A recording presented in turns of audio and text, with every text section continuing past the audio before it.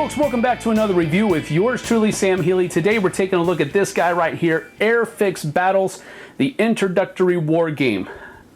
Does it live up to its name? Does it provide enough of an introduction to the vast and sprawling traditional war game genre that's out there? Let's get down to the table and I'll show you.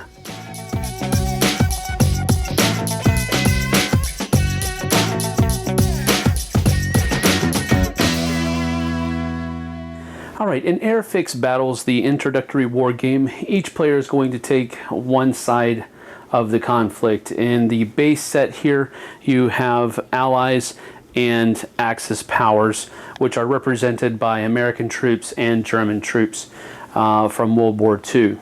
And the different troops are delineated by the different kinds of cards that are in the game. For example, there are commander cards, which give you a number of information. For example, this is the number that they have to roll on a 6-sided die or higher in order to score hits, make morale checks, and that type of stuff.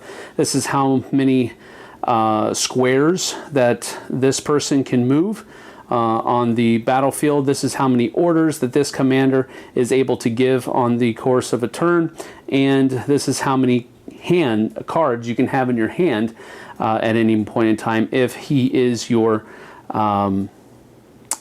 commander or one of your commanders. He will add these values to all of that kind of stuff, because you do have other guys like majors where you can give 3 orders through the course of a turn. You can have 5 cards in your hand and he's rolling 3+ and all of that kind of stuff. On the side over here you have the number of units, because this game does afford you the ability to build your own forces for the scenarios that are in there and so forth and so on. So lieutenants, they have only a few units, but you can see here that majors have a lot more units at their capability. And then you have Sherman MA-42s, M4A2s with a lieutenant inside, and a Sherman with a sergeant inside, and so forth and so on. An infantry squad with bazookas, snipers, machine gunners. There's a number of different things that you have here. You also have tanks that are just run-of-the-mill, not your commander tanks, and half-tracks, and forward observers, and sergeants. And so there's a number of different kinds of units that you can have in your force, which is a pretty cool thing. Now, your forces are represented by, in the base game, these little counters here that you'll use on the board. And for example, the infantry units each have 10 men, so I've got 10 counters here, and so forth and so on, while my veterans over here only have 4 men in them, but it's a better squad with better abilities. Now, Airfix does have its own miniatures, this whole line of miniatures for infantry and tanks and all that kind of stuff. If you have those, you are able to use them in this game, so that is a bonus. These are just the components that come in the box. I myself do not own any of those Airfix miniatures, so I cannot use them, of course, in the review. Now, as far as gameplay is concerned, it is remarkably simple. There isn't a whole lot of stuff that you have to remember, and the stuff that you do have to remember from turn to turn is quite simple to remember, and most of that information is on your actual cards as well.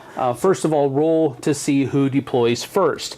So each side will take, for example, we'll say that the Americans are the dark green and the Germans are the light green, and you'll roll to see who places first. So the Americans got the dark green, and they're 4/2.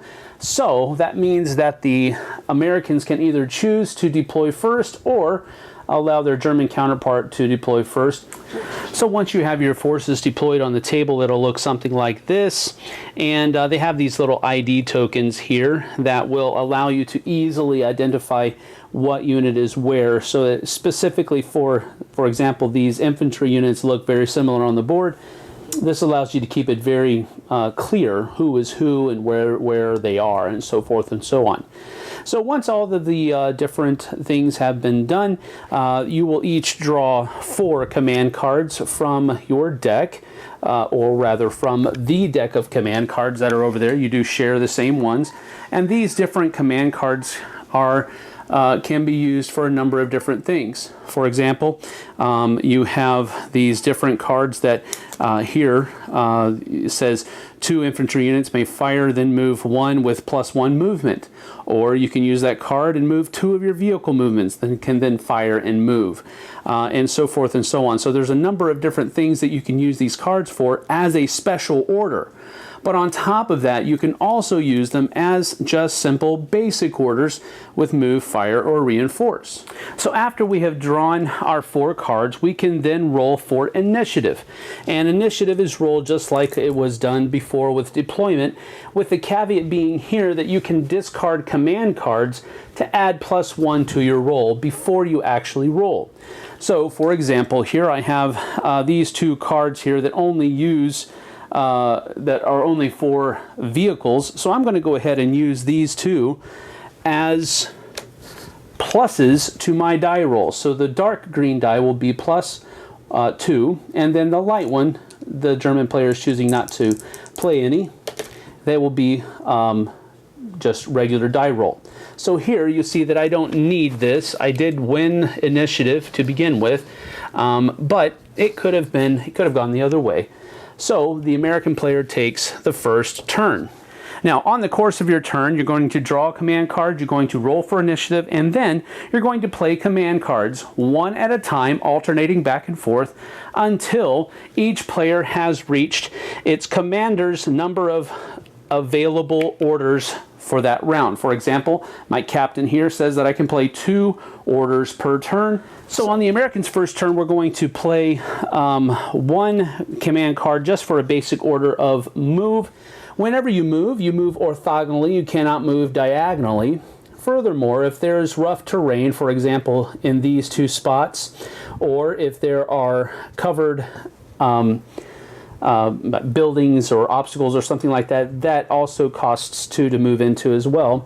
So we're simply going to go 1 forward, and then that'll be it. We'll be done for this turn. So on the Germans' turn, they're going to take their second squad here and play the Lightning Strike ability on them. Now, what Lightning Strike allows them to do is one unit may move with +2 movement and then fire once. So we're just going to move them down the field, 1, 2, 3, and 4. And then we're going to do our firing action on that group right over there. So as you can see, it is a line of sight you would take from the center of the hex to the center of the next hex, and as long as it doesn't go through any obstructions or anything like that, you have line of sight. Now, if we were trying to fire over at the command squad, you would not be able to do it because it crosses over that structure. So at this point, we take and look to see how many dice we get to roll, and the card simply says that you get to roll 1 die for however many men are in the unit if we're using our rifles and light machine guns. So here we get a range of 4, and we can shoot 1 die for every guy shooting his rifle or light machine gun. So there are 10 guys in the unit, so we can roll 10 dice, and we're looking for 5s or better. All right, so we have 1 hit out of that. And I think what I'm going to do is I'm going to use my Valor token to re-roll that, and we got 1, 2, 3 hits on that one. So because the unit here is out in the open, there's no cover saves or anything like that, so 3 of the guys die. So these 3 guys are taken away. We'll just put them right here for right now. Now, because they took 2 hits, which also were wounds, but because we took 2 or more hits, we have to make a morale check for these guys right here. Now, what this means is we take a die, and we're going to roll according to their to hit value here. So I'm looking for a 5 or a 6 to pass. and I got a 4. So that means I failed, which means that these guys are rotated down 1 level so that they are now pinned. And pinning simply means that they can't be given any orders or anything like that, except for they can play interrupt cards on the opponent person's turn. Now, since I have the Valor token, I could use it to try to re-roll that, but I'm not. I'm going to save it and maybe use it later on. Okay, back on the Americans' turn, we're going to, first of all, we're going to play this special order on the pinned unit, Unit 2 here. And what that allows me to do is make a rally check, which is a morale check. And if we get it, then I'll be able to carry out the orders on these cards. But if I don't get it, this card goes away. So here we go, trying to look for a 5 or a 6, and we got it. Sweet. All right, so this infantry squad is back to A-OK, and I'm able to use this guy right here. So I'm going to go ahead and use the bottom half of the card, which says very clearly, 1 infantry unit may move with +1 movement ending in an assault with 1 extra die added to their assault rolls. All right, so what we're going to do is, even though they have superior numbers, we do not care. We're going to move forward, and we end in an assault. Defending unit actually gets to fire first, called the defensive rolls. Now they have 1, 2, 3, 4, 5, 6, 7, 8, 9, 10. So they're going to roll all these guys. They're looking for 5s or higher. And they didn't get any. So that was a lucky roll for the Americans. Oh, gotta roll this one. That was only 9. Okay, so there's 1 hit. So 1 guy gets toasted. And now they get their attack rolls +1 die because of their special order here.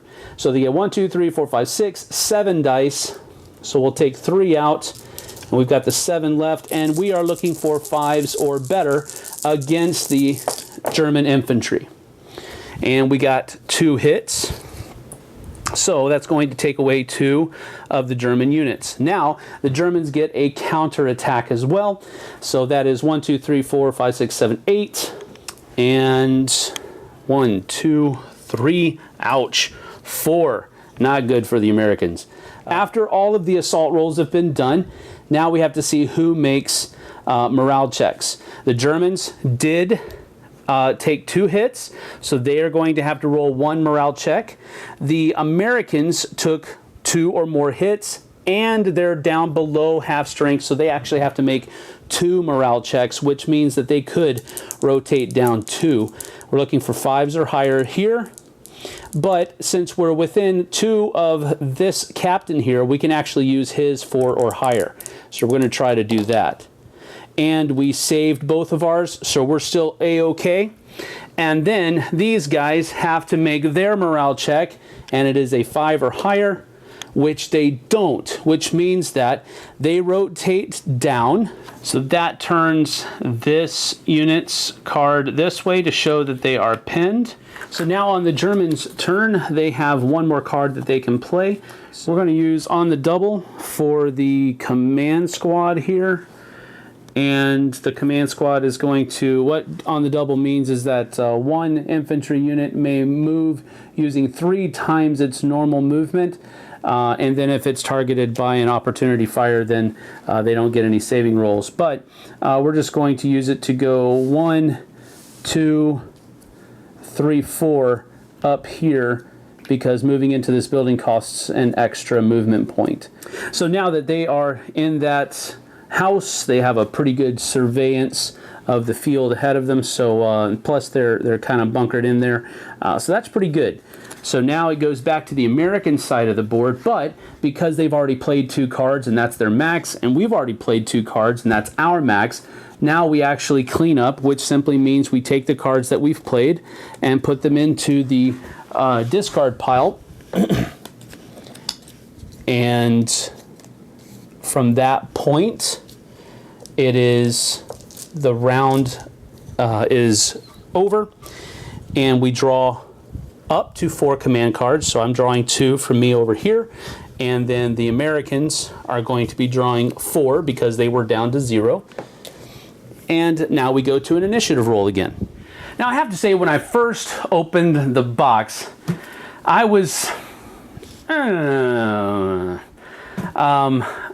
first of all, war games come with square chips, not little round counters. And I know that's a very unfair, I guess you could say, nitpick against Airfix battles.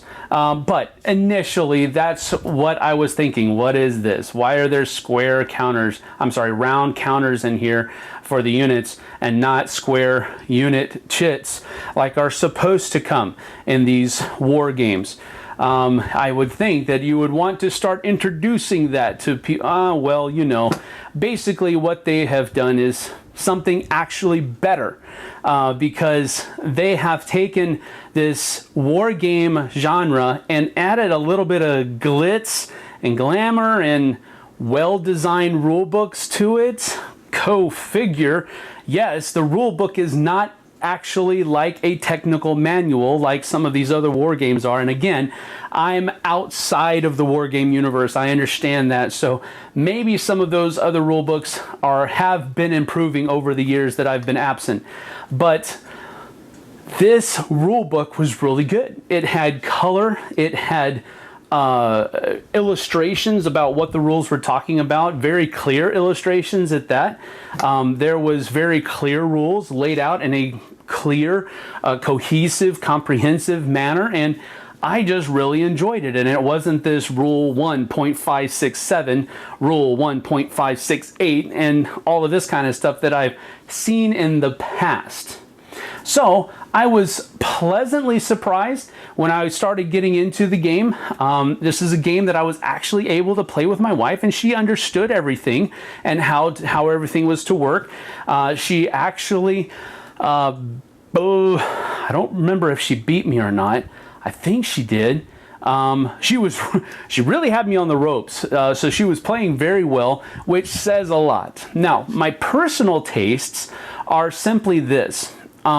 For introductory war games, I'm usually going to go with Memoir 44 because that's more my weight, that's what I'm comfortable with, and that's what I think it will appeal to people a little bit more. Having the miniatures and all of that kind of stuff, it just has a little bit more of a visual appeal than just a bunch of counters on a paper mat. Now, having said that, Airfix has its whole entire line of infantry and vehicles and tanks and miniatures that you can use with this game. But what comes in the box is just those little cardboard counters.